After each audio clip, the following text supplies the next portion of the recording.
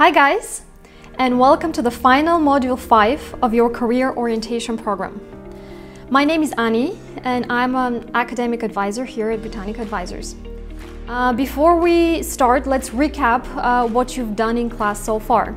You've done Module 1, which was about career clusters. You learned about 16 different groups of careers. Just to mention some of them, these were manufacturing, marketing and sales, science and technology, human services, architecture, business and management, hospitality and tourism, and many more. Then in Module 2, you moved on to personalities. You learned about the 6 different Holland codes. These personalities included realistic personality, investigative, artistic, social, enterprising, and conventional. In Module 3, you did a genogram. You made a genogram, which was a family tree of your family, their professions, and their studies. And in Module 4, you showcased a career. And now we are finally here in Module 5, where we'll learn about what do we need to study to become what we want to become, and how do we get accepted there. But before we start with talking about the future, let's talk a bit about the past. Do you remember life before smartphones? Smartphones are not older than 20 years. So only 20 years ago, when people wanted to, for example, to find a certain location, they had to use a paper map. Whereas now you just Google it on your smartphone and it takes you there. In the past, when people were writing their English homework and they wanted to look up a word, they had to use a dictionary, a paper dictionary, whereas now you can use your smartphone. The smartphone has so many other applications which we use, and this is because of technology. Our lives are easier and faster. An interesting fact, which you can see, is that by the year 2025, we'll lose 5 million jobs to automation. So in just 5 years, we'll have 5 million jobs less to automation. Automation means exactly smartphones, new technologies, new softwares, robotics, and so on. So the question is, if we lose 5 million jobs today or in 5 years, what will you do then? What will your professions look like? Well, research shows that these will be some of the professions you'll have. For example, trash engineering, which relates to the current ecological problems. Alternative energy consultant, which refers to the exhaustion of fossil fuels. Medical mentor, which refers to our health conditions. Organ creators or body part creators, which is about 3D printing. Commercial space pilot, which is about flying out of planet Earth just for vacation. Or personal internet consultant, which is becoming more and more popular. So these are some of the professions there will be in the future.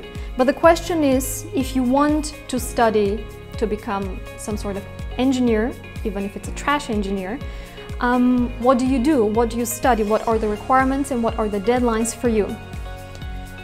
As you can see, I'm going to show you the main requirements for studying higher education in the United Kingdom or in the Netherlands, but this also applies for other European countries. There are 4 main requirements, the first one of which is English proficiency. As you can see on the screen, the 2 qualifications we have listed are the Cambridge qualifications, so CAE, which is level C1, and CPE, which is level C2.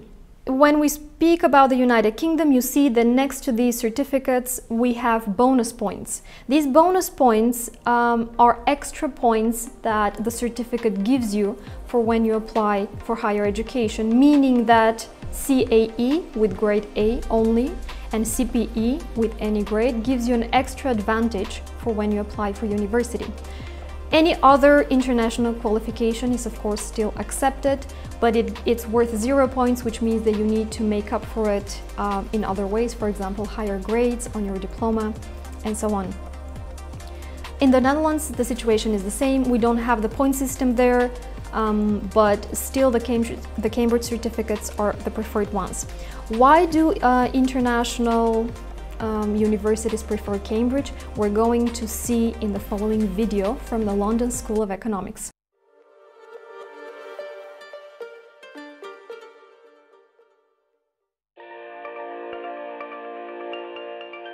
I would say to other universities that if they want students who have got the overall language proficiency to excel at university, then Cambridge English Advanced is an excellent exam to ask for. My name is Alison Standring and I'm the coordinator of English at LSE. LSE is an outstanding institution. It's situated in one of the most exciting and cosmopolitan cities in the world. The LSE graduates go on to make a substantive difference to the world around them. It's with students on the foundation programme and the pre-sessional programme that we work with Cambridge English Advanced. Well, to be successful at university, you have to be a confident and flexible language user. You also need to have a high level of proficiency in all language areas. An applicant who has Cambridge English Advanced has the listening and speaking skills required and the pronunciation, discourse, grammar and vocabulary necessary to underpin all of this. Cambridge English Advanced prepares students effectively because they have to invest a substantial amount of time and effort in preparing for the exam. This helps to significantly improve their language proficiency. Candidates who have taken the exam will be confident and flexible language users and should be able to flourish in an academic environment.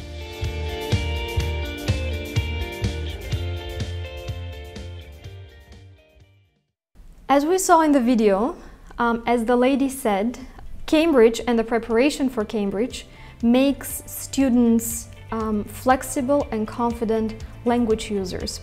And let's see why this is. In the following graph, you see the common European framework of languages, which start from level A1 all the way up to C2. In the purple column, you can see the Cambridge certificates, the Cambridge qualifications, which start again from A1 all the way to C2, and C2 is the CPE, the C1 is the CAE Advanced, and B2 is the first Cambridge First certificate, which will be your next step. On the right, in red, you see IELTS. IELTS is a test, international test, which a lot of candidates take. You can see the IELTS covers levels from B1 to somewhere in the middle of C2, which means that candidates can take the test of any level. Candidates of any level can take the test, they can score somewhere in the middle, for example, and they can have a result of B2. Whereas for Cambridge, you prepare for B2, you sit the B2 exam, and you get a qualification for B2. This is why Cambridge qualifications they don't expire. Requirement number 2 is motivation letter. The motivation letter is exactly what it sounds like. It's a letter of your motivation where you write to your admissions officers and you explain why you want to study in that university, why you've chosen that program, what do you hope to learn, and what do you hope to become after that. The motivation letter is necessary for any program anywhere in a European country or outside of Europe. The third requirement will be your diploma of secondary education diploma, which means your diploma of 12th grade. Of course, many students, when they apply, they don't have their diplomas yet, so they applied with academic transcripts. That transcript needs to include your grades from grade 9 until grade 11, and also it needs to include the subjects of your 12th grade. Some universities will require grades of average 5 or 5.5 or 6. That depends entirely on the program or on the university. And finally, the fourth requirement you need to meet in order to be accepted at a university abroad is having a letter of reference, or the so-called recommendation. This is a letter which one of your current teachers writes to one of your future teachers. This is a letter where your teacher writes about your skills, your interest, your strengths, but not only in the classroom, also about your personality, or how creative you are, how organized you are, how great of a team player you are. This reference letter can be written by a teacher at school, but it can also be written by another teacher from another extracurricular activity that you might take. These are the four main criteria you need to meet, but there could be others depending on your program. For example, if you're interested in arts-related programs, such as interior design, graphic design, filmmaking, photography, architecture, fine arts, and so on, you would need to submit a portfolio. The portfolio would include, it's usually a PDF file of not more than 15 pages, and it needs to include your work so far. So if you're working in that direction, and if that's what you want to become and study, then keep your work, because you might need it one day. If you want to become a doctor, or if you want to study some kind of medicine, veterinary medicine, dental medicine, and so on, you would need to have completed a 6-month-long medical internship before you apply, which means that by the end of your 11th grade, you should have completed an internship in a hospital or in a clinic or as an assistant to a doctor. So if you're serious about studying medicine abroad, you need to start thinking about that internship well in advance. Other extra criteria there could include an interview, an essay writing, extra tests, and so on, and those would depend on your program of choice. Now I'll tell you a bit more about the deadlines. For the United Kingdom, which you can see on the screen, the general deadline for submitting applications is the 15th of January of your 12th grade, which means that by the 15th of January of your 12th grade, you should have already completed everything I just mentioned. You should have written the motivation letter, you should have collected your reference letter, you should have taken your academic transcript, you should have completed your portfolio if you need one, and so on. Everything needs to be done by that date. If you want to apply for medical programs, or if you're interested in applying in Cambridge University or Oxford University, then your deadline would be the 15th of October of your 12th grade, which means that you start school on the 15th of September, and then a month later you should have already applied. This basically means that you need to start thinking about your application and preparing your application documents in your 11th grade. So there's not that much time left. As you can see, the Netherlands, the deadlines are similar. The very final deadline is May 1st, but for a lot of programs in a lot of universities, the deadline is still 15th of January. So you keep that one in mind. Now I'm going to tell you a bit more about studying in the UK. As you know, the United Kingdom is famous for its rain and its tea, but it's also famous for its high-quality education. And when applying to universities in the UK, everything I just mentioned applies. So these are the requirements. The way we apply to universities is through the system UCAS, which stands for University and Colleges Admission Systems. This is a website, an online platform where each candidate creates a profile. They upload all the documents I just mentioned. They can choose up to 5 programs anywhere in the United Kingdom, and with one application, with one profile, they can apply up to 5 universities. In the Netherlands, which is also famous for its rain and it's for good education, they have universities which are old and traditional. They also have new and modern ones, and this is also their education. As you can see, there are 2 types of universities in the Netherlands. On the one side, we have universities of applied sciences. These are practical universities. They involve a lot more presentations of you, so not your teachers, but you, the students, present to the group and the class. There's a lot of group work, group assignments, and in order for you to graduate, you need to complete an internship of at least 4 months. So you need to work in your field for 4 months and do a work project in order for you to graduate. Some of the typical programs which you can see in these universities are the more modern ones, like business administration, public administration, everything related to IT, communications, marketing, PR, and so on. On the other side, we have the other kind of university, which is just called a university.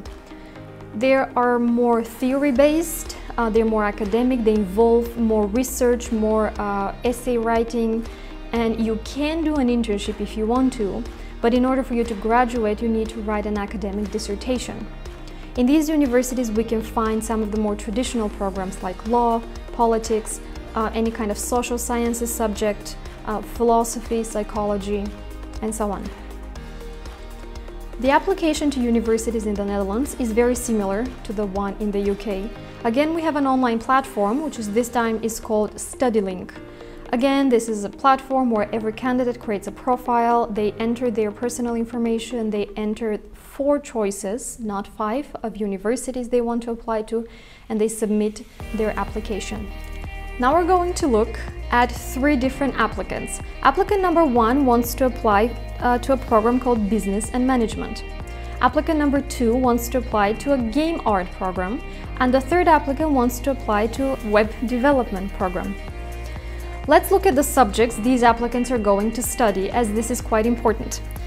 The first applicant, who wants to study business and management, is going to learn subjects such as market intelligence, marketing and sales, influencing people in their decision-making, world economics, international markets, and management styles, and how to manage different kinds of people.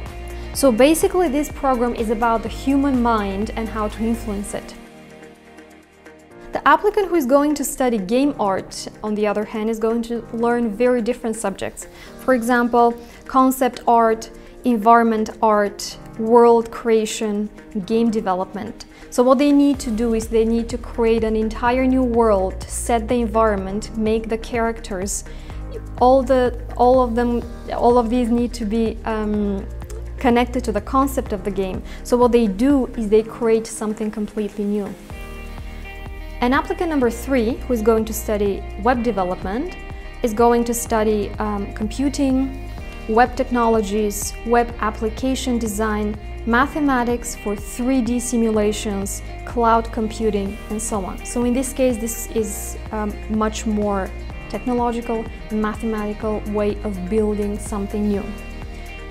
It's important to know what you're going to study, as this is going to give you an idea of what you can become and what you can do with this education. When choosing a career or a program we want to study, we of course think about the practical things which I just mentioned. For example, where am I going to study?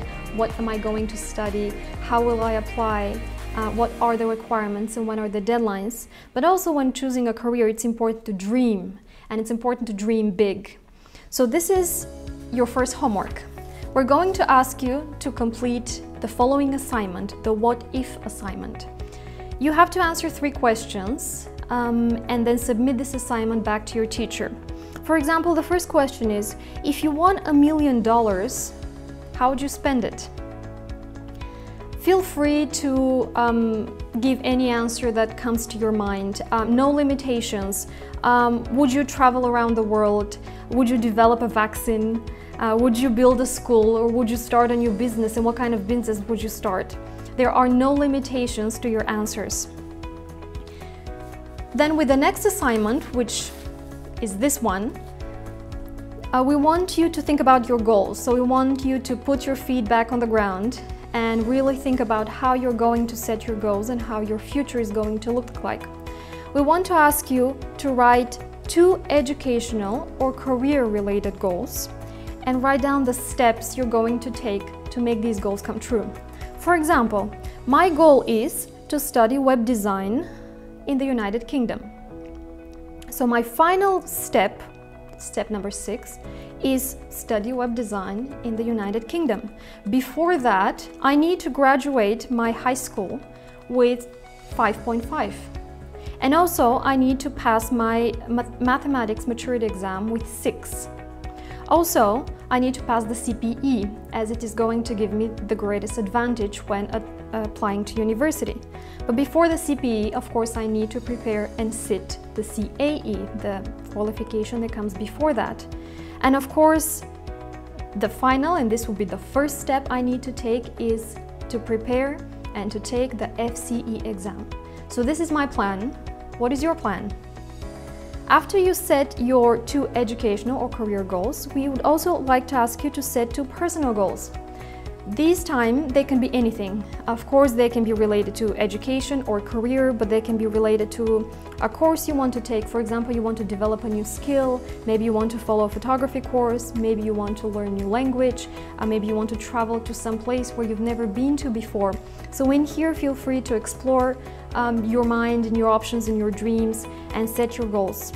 I hope that this module was and this whole program was useful for you and helpful, and thank you for your attention.